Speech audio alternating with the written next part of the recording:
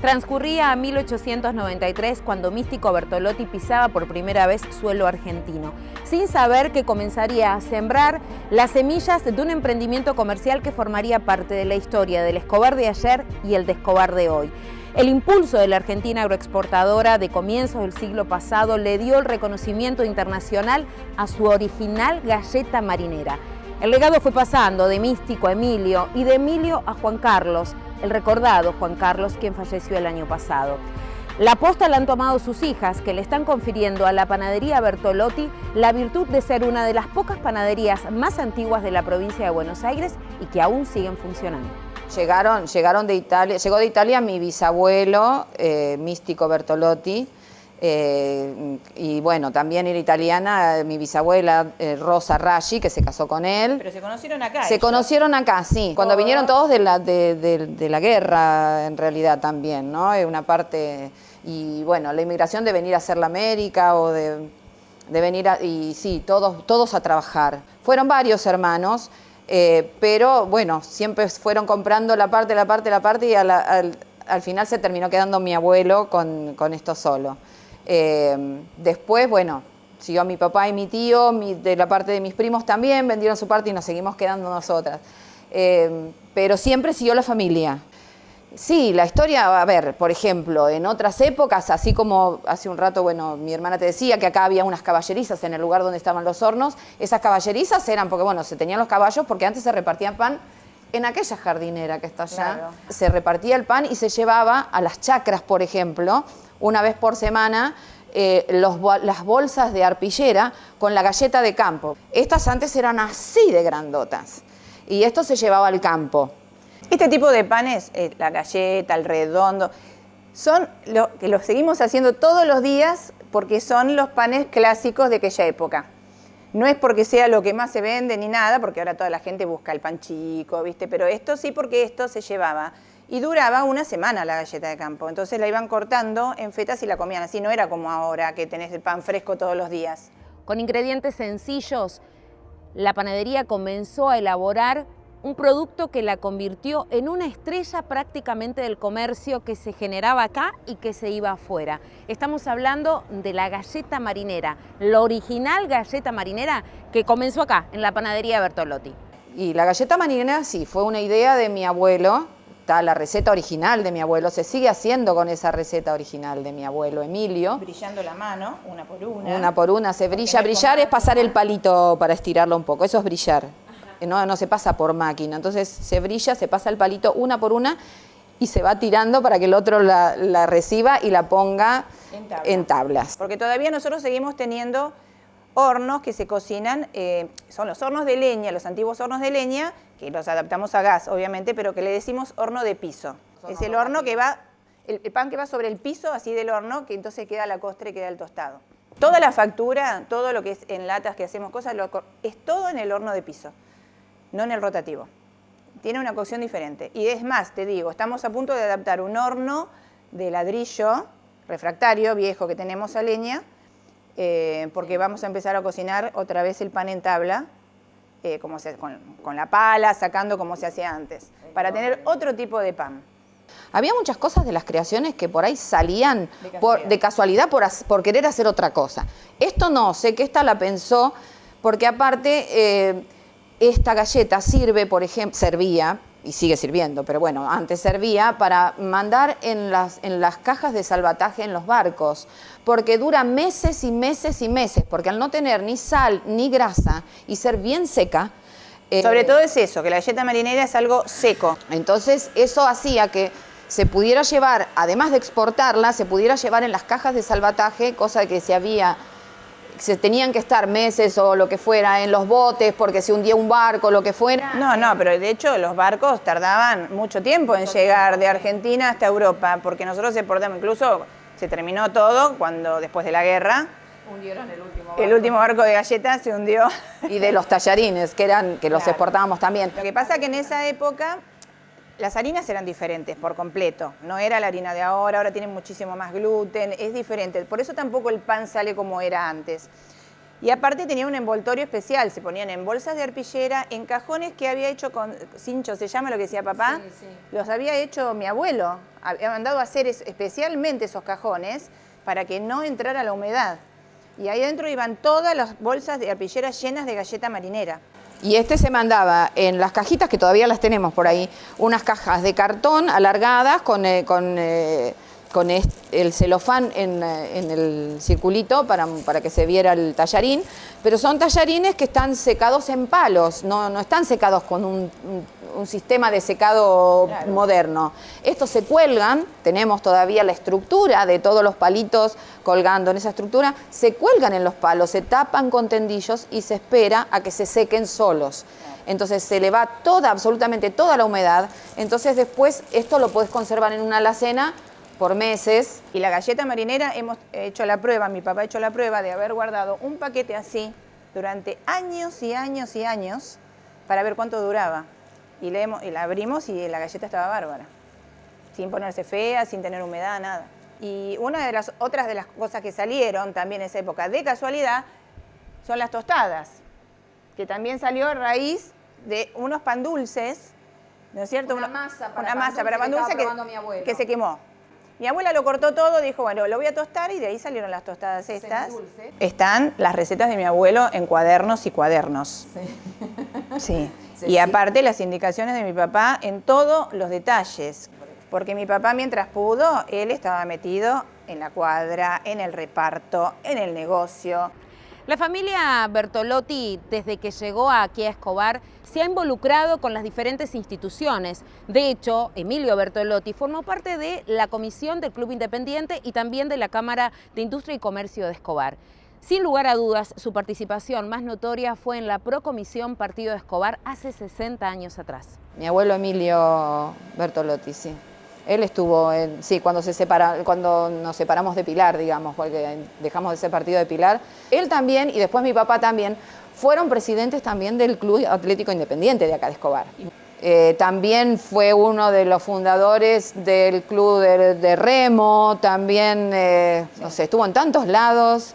Pero bueno, muchos años, inclusive siendo presidente ya mi papá del Club Atlético Independiente, cuando se ensanchó la Tapia de Cruz, la avenida Tapia de Cruz que pasa por la iglesia, ¿viste la que pasa por la iglesia y la plaza?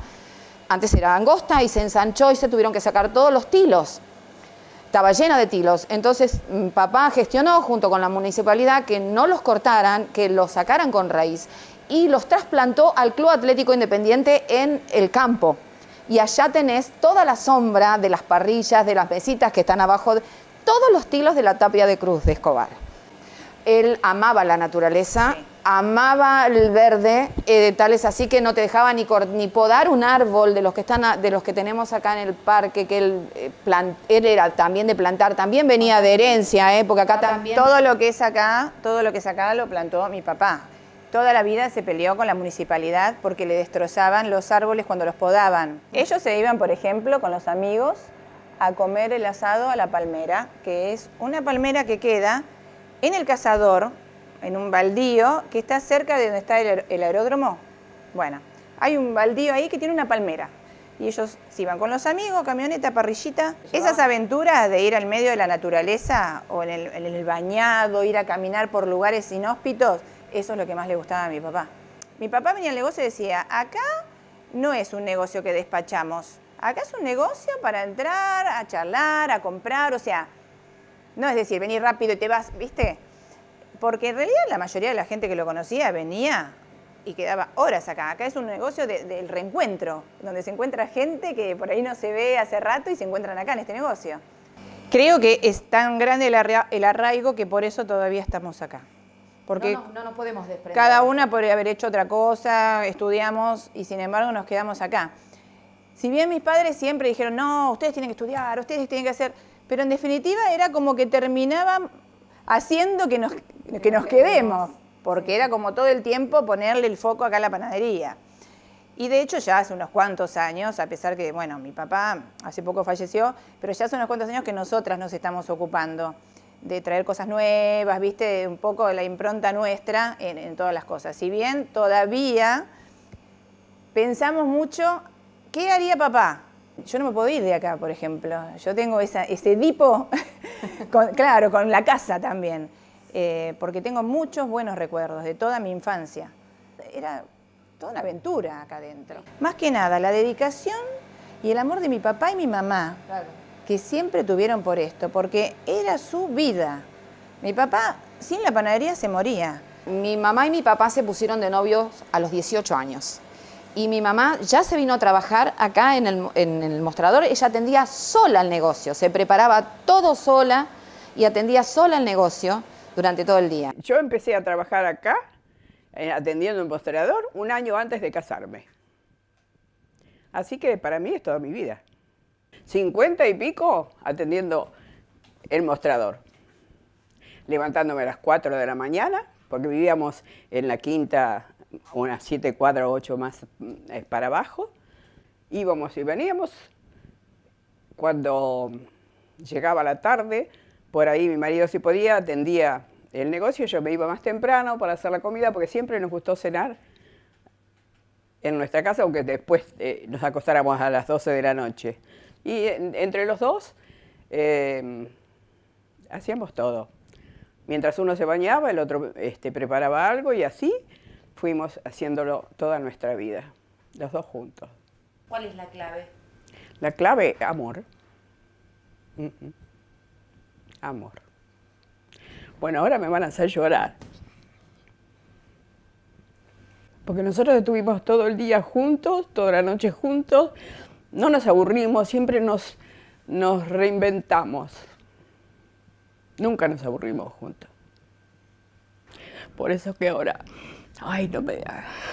Entonces, ese amor, porque ellos se dedicaron toda la vida a estos y trabajaron codo a codo y fueron tan compañeros en todo, como padres, como esposos, como trabajando de lo mismo, ¿no? De ese amor que le pusieron ellos, ese compañerismo, el estar codo a codo toda la vida, hizo que uno no mamara otra cosa que esto. Entonces es estar a codo toda la vida en esto. Bueno, el trabajo de todos los días. Nosotros siempre estábamos contentos cuando estábamos juntos. Nos peleábamos, como cualquier pareja, porque es normal y es lindo.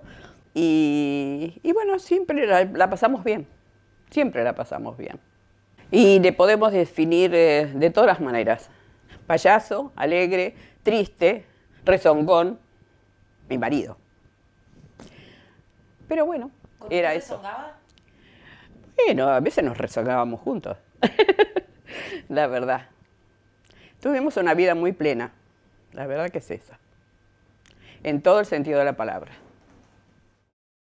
Disfrutá Escobar, del Paseo de las Esculturas al Aire Libre, la Granja Educativa Don Benito, el Jardín Japonés, el Museo del Tren, Temayquén, la gran variedad gastronómica en las 6 localidades y mucho más. Entrá a www.escobarturismo.tour.ar. Escobar florece. Y en esta historia familiar no todas han sido buenas noticias. La muerte de Juan Carlos Bertolotti el año pasado conmocionó a la sociedad escobarense. Una persona que reía, que disfrutaba, que trabajaba con alegría. La ausencia de él ha dejado dolor, mucho dolor, en aquellos que han sido sus amigos más allegados, en sus familiares y principalmente en sus hijas. Hay gente que nos ha dicho, el pueblo lo extraña. No solamente nosotros. Hay amigos que todavía no pudieron volver a entrar.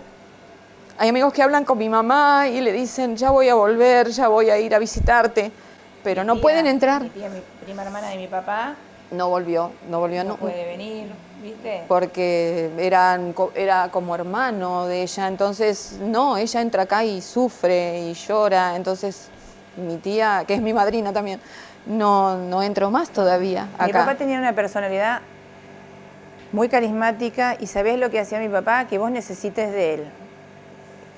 Y todo el mundo, porque la mayoría de la gente era una persona que enseguida le entraba y te gustaba disfrutar de su charla, ¿me entendés?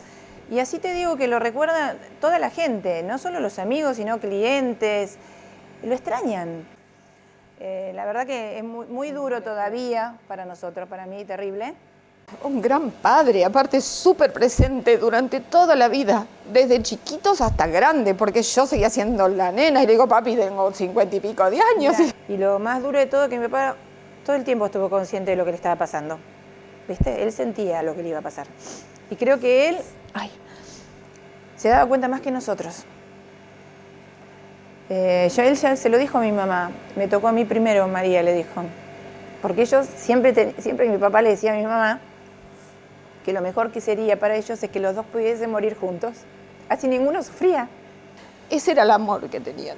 Y ese era el amor que nos transmitieron a nosotros. Y con el mismo amor que criamos a nuestros hijos y el mismo amor que está en toda la familia. Y el mismo amor que lo transmitieron acá y lo transmitieron a nosotros. Y esto no es solamente un trabajo, una fuente de ingresos, porque ahora es más una fuente de egresos que de ingresos, pero qué sé yo, es algo que no queremos desprendernos, está toda una historia de vida acá.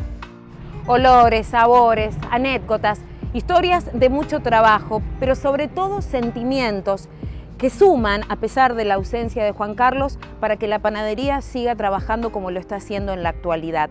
La panadería Bertolotti, hoy más pionera que nunca.